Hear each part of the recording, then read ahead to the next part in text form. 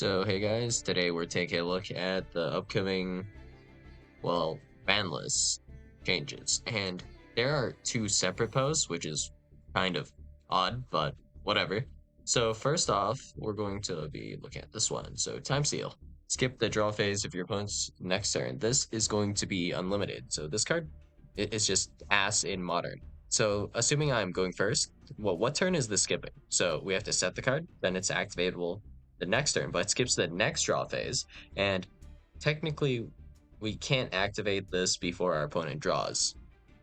So this is stopping the turn 4 draw, not the turn 2 draw. And then if we were going second, then same kind of principle. So it's activatable on turn 3, stopping the turn 5 draw. So yeah, it's incredibly slow, incredibly mid, because your opponent still gets to technically draw for turn. So alright. Next we have blow up bulb. And actually, you know what? Speaking of cards, isn't there a card that just banishes the card you drew for a turn? So this card's not even that threatening in comparison to that one, and that's already been legal for like forever. And I believe that card's name, like I could be wrong on this, but it was like Light Force Sword or something. Anyway, blow up bulb. If this card is in your graveyard, you can send the top card of your deck to the graveyard, and if you do special summon this card, you can only use this effective glow up bulb once per duel. I mean, we do have a similar card already legal, being Gallus the Star Beast. And I think there was also Revolution Synchron, which does have a similar effect to this. So yeah, I mean, this can't possibly be that bad. Effect is once per duel. If this card is in your graveyard, you can send the top card of your deck to the graveyard. Since the effect's like once per duel, I don't really see much of a problem with this. Alright, I guess. Level 1 tuner. Cool. And then the actual ban list that's like affecting, I guess, duels in general, we have Snake Eye Oak to 0. Snake Eye Oak straight up being banned. So, Snake Eye Oak. I mean, technically, it wouldn't really change much if you put it to 1, because a lot of people are playing it at 1 or 2.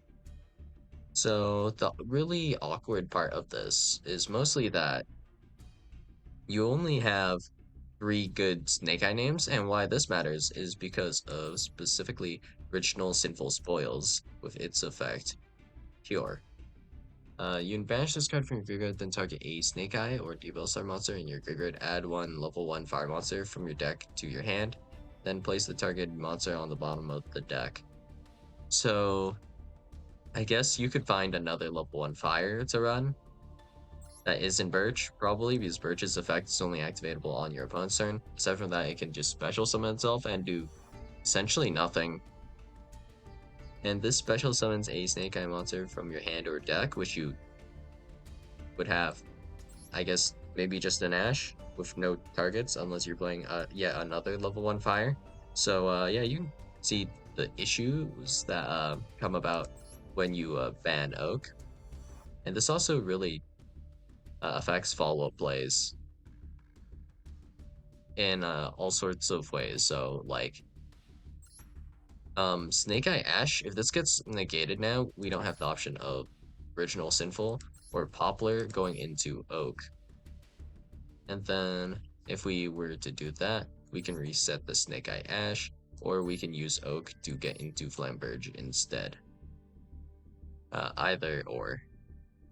But now with only Birch, that's not really an option, so that affects the ability to play through hand traps for Snake Eye a little bit.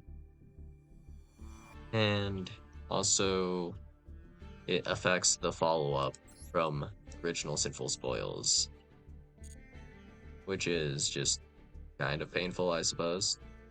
It was already kind of lacking after a certain point, so this is simultaneously a big hit and not that big of a hit because they already put Poplar and Snake Eye Ash to 1, so it's like, right. Then we have Golem that guards the Millennium Treasures to 1. I think this hit's honestly kind of trash because, you know, you still have Sengenjin, you still have Weju Temple. So it's kind of like just whatever. I guess the only thing about this is specifically if we do open the Wedju, then we can't do like Sengenjin. Let me think. No, actually, no. This changes nothing because Sengenjin can add itself. Tenor moment. So we could do Wedju, put Golem in our hand in the back row, Sengenjin into the back row, and then we can do special summon Sengenjin, add Sengenjin, and then Sengenjin effect to put itself in the back row. That type of deal, right? That's something we'd just be able to do. So okay, I guess. And the Millennium stuff has been pretty gross for quite a while. This is straight up a way to play around Nibiru without using your normal summon, and it applies no restrictions. So pretty gross in that regard. And then aside from like exactly Mexi, the Molcharmies don't actually affect the Millennium Bellas, so that's another thing. But this hit also affects the consistency of Exodia, so Exodia is randomly catching a stray, which sucks. But alright, I guess. I don't really feel like anything in Millennium can be significantly hit, honestly, nor the targets. Like the zombie vampire, I don't think that's like ban worthy, right? Then we have Hope Harbinger and all the other generic eights. Like we can't banish generic eights because of this, honestly. I don't think. But alright. Guess we have to go with limiting those cards. That negatively affects Millennium players, so that's a feels bad, man. And then we have Mephic Diameter to 3, which I just dislike because the thing about Diameter is if you were to open Diameter, you just have the ability to play through an extra hand trap because you just get an Omni Negate. So Nibiru, Bestials, none of that stuff really works if you have Diameter. So not a big fan of the Diameter to 3. Astrograph to 3, genuinely, Astrograph just does nothing. Ko went back to 3 for quite a while. Like with the amount of times you can loop Astrograph just because it's at 1, right? I don't even think I want to play multiple because it's so searchable and it does genuinely like nothing in hand. Well, it depends on the exact deck, I guess. If you're playing like Ignites, you'd pop your cards so many times that Astrograph's like probably worth playing at more than one copy, but not all pen decks work like that now. Interestingly enough, though, you can play this outside of pen decks. So if I were to play this with, for example, Unchained, this would be just not bad in general. So I don't think it would be super good either, but let's say I pop Aruha, special summon Astrograph. If you guys didn't know, Astrograph adds any monster, right? So if a card you control is destroyed by battle or card effect, you can special summon this card from your hand, then you choose one monster in the graveyard, extra deck, or is banished and that was destroyed this turn. And add one monster with the same name from your deck to your hand. So if you were to, in theory, destroy a Fact Veiler and then special summon Astrograph, like specifically with Astrograph effect, it doesn't have to be even the same chain. Like, let's say the first action I take is normal summon effect Veiler, and then I'll pop it with like, it can't be an unchained effect because well, I guess I could set it if it were to be summoned for an unchained card. So yeah, let's say we Sharvara, pop effect Veiler, and then we eventually get rid of the Sharvara, so we're no longer fiend locked. Then we start doing some other freaky combo stuff, and at some point, then we destroy a card, special summon Astrograph. So in this case, it's any card. So let's assume I'll destroy a spell or trap now. Sure, it'll be a Fiendsmith one, I guess. So we'll go with Requiem. That's equipped into the back row. Or a sequence. I don't really care. So we pop that, trigger Astrograph, and then we can Astrograph add back effect filler. Which sounds kind of dumb, but you know, you're running Astrograph, bro. Like, what are you going to do with Astrograph going second? kind of goofy, but you know, it is something you can do technically, and that applies with like technically any hand trap. If you were to somehow put it on the field and then destroy it and then special summon Astrograph in that sequence, believable. So all right, and then yeah, that's probably about it, right? So the only significant change I would say that like super matters is probably the Snake Eye Oak change, and then the diameter change is really annoying.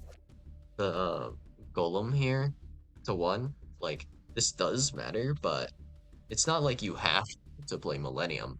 It's not like it makes or breaks your deck in the literal sense, right? It's something that's like additive onto what you're doing. It's not like necessarily required for what you're doing. Like, it doesn't make Tearlaments literally unplayable if you just don't play the Millennium cards, so it's whatever. There's also the aspect of the Millennium cards only being moderately good going second. The main thing about the Millennium cards is just that they are big guys, like relatively. 2000 attack, 2750, and you can lethal eat a little bit easier with these guys because they're also such chunky and big fellas. But aside from that, they're kind of whatever.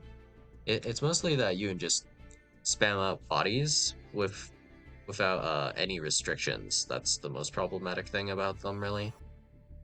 So it's like Sync Engine effect, grabbing a golem, putting one of your cards in the back row, putting another Sync Engine in the back row.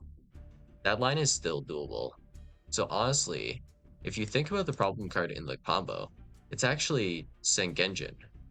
But if you hit Sync Engine, that's like the worst possible card you could hit for Millennium, or the best possible card depending on your perspective, making like Millennium pretty damn unplayable with 1 copy of Sync Engine. So yeah, we're stuck between a rock and a hard place here. There is not like a single super good card we can hit to an extent, but if I were to like hit something personally, I think I would just uh hit Moon, so there's no longer a generic um link to Light Fiend monster to go into, so you can't just go into a Fiendsmith combo off of this. Whatever else you were doing, I think that's fine, but going into Fiendsmith combo from the Millennium cards, I think that's honestly the issue. That's my opinion at least. So yeah, that's all I got for you guys today, and I'll see you guys in the next video. Bye.